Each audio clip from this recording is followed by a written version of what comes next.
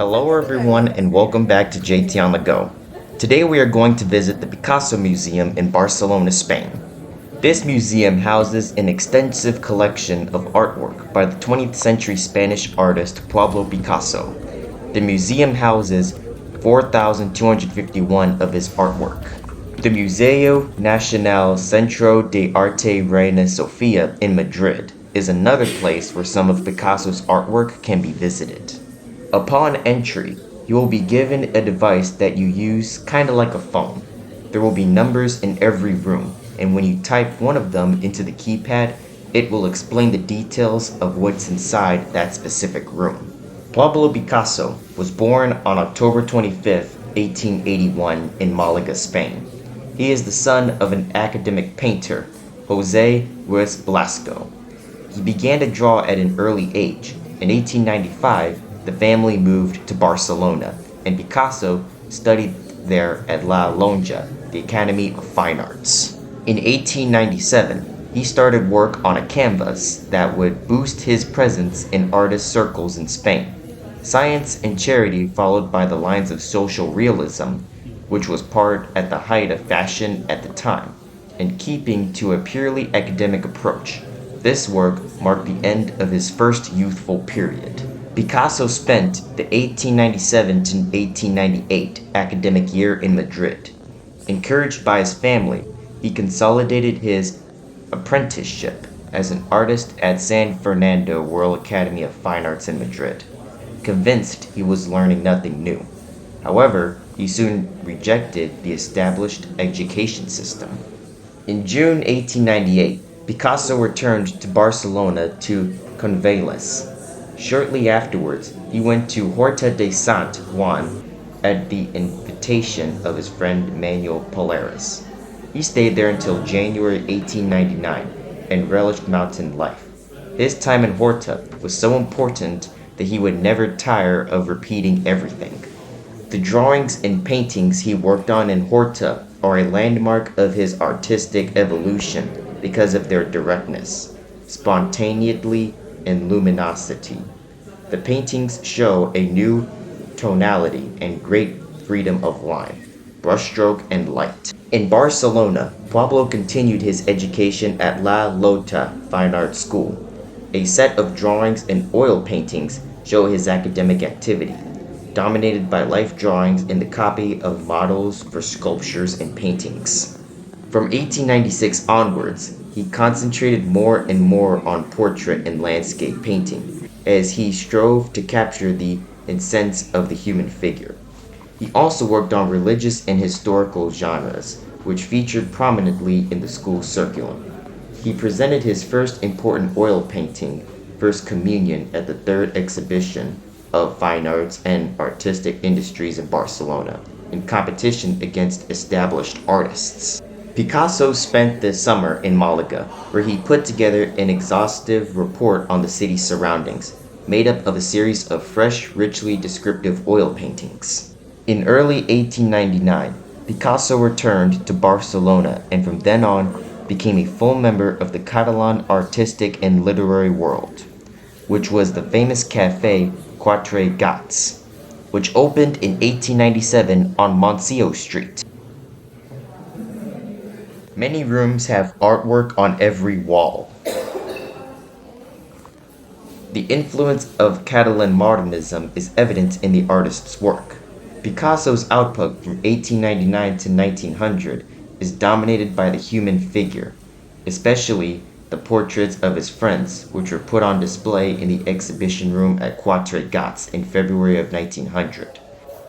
When Picasso got older, he branched out onto placing his art on dishes like cups, plates, and even bowls. Nevertheless, he continued to paint the street scenes and cityscapes he liked so much and introduced a subject he would return to at another stage of his life. Now, for these paintings, some were created at the same time, while others were created at different times. This museum has such a diverse collection of artwork, and there is more art here than just paintings. If you are new to the channel, make sure to hit that subscribe button. If you like this video or if you like art, then hit the like button and leave a comment down below. If you want to see the next video, turn on the notifications bell.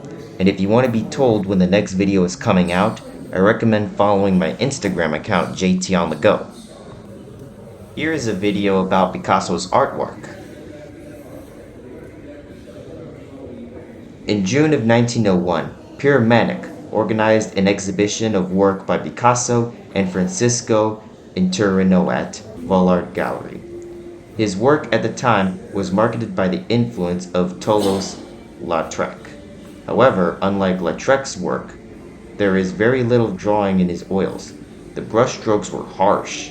The colors are warm and intense, and the paint is often applied with medium and light brushstrokes. Picasso came into direct contact with ceramics for the first time in 1946 in Valorous on the French Riviera, following a visit to the Madura Ceramics workshop owned by Suzanne and Georges Remy. The enormous interest and curiosity that his ancient art of fire aroused in him made him want to learn its secrets and, above all, include it in his work as another artistic medium.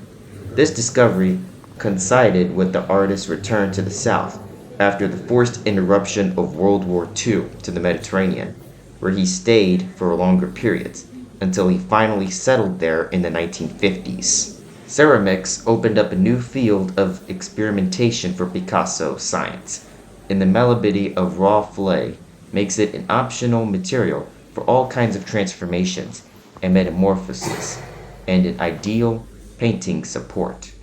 Once he had mastered the secrets of the decorative techniques and materials of pottery, Picasso injected new life into the pitchers, plates, and pots that came out of the Madura workshop by mythological themes with Mediterranean roots, or he metamorphosed plates and dishes into vases of buildings. The total of 41 ceramic pieces held at the museum come from the donation that the artist's widow, Jacqueline Rogue, made it to the city of Barcelona in 1982, an act of generosity that gives community to Picasso's commitment with this museum. In the autumn of 1901, while staying in Paris for the second time, Picasso fell into a period of deep introspection, triggered by the suicide of his friend, Charles Casagames, which formally marked the beginning of his so-called Blue Period.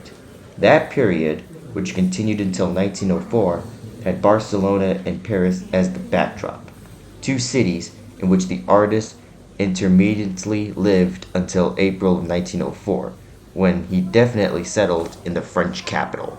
Here is another room that has a film that is about Picasso. That night was the first occasion on which Miro was able to view Picasso's work live.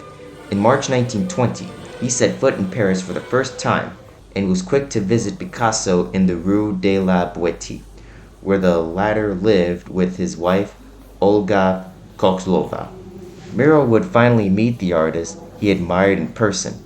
A friendship lasting over 50 years emerged from that initial meeting, marked by mutual respect and admiration, tinged with an intense, omnipresent blue in consonance with the artist's state of mind.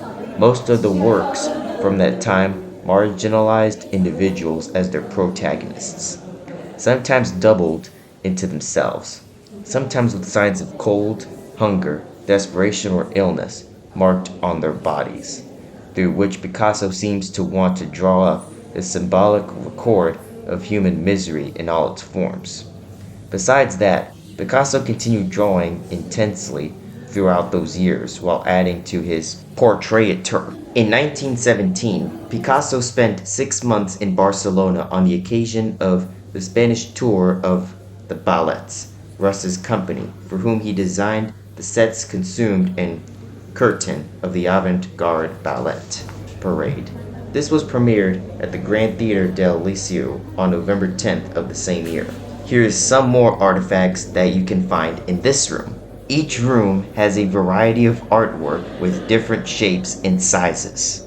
Between August and December 1917, Picasso carried out an exhaustive analysis of Moléculas Mienes, the suite of 58 works, which Picasso donated to the museum in 1968, comprises 45 interpretations inspired by Velázquez's paintings, 9 works that describe the devote he had installed in his studio at La California Villa in Cannes. The interpretation of this painting is an exhaustive study of rhythm, color, and movement, and a constant play of imagination in metamorphosing the personalities of several characters in the work. However, Picasso's faithfulness and respect towards the atmosphere of Velázquez's work are evident through all the compositions.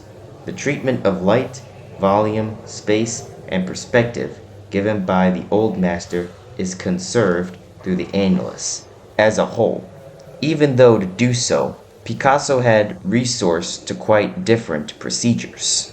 Now, some paintings are spaced out or next to each other depending on their size. Picasso passed away on April 8, 1973, but his art is still preserved. That is the end of the museum. Special thanks to the museum for providing all of the information in the video. Thanks for watching this video. Make sure to hit the like button, subscribe to the channel, and follow on Instagram for more. This is JT on the Go signing off.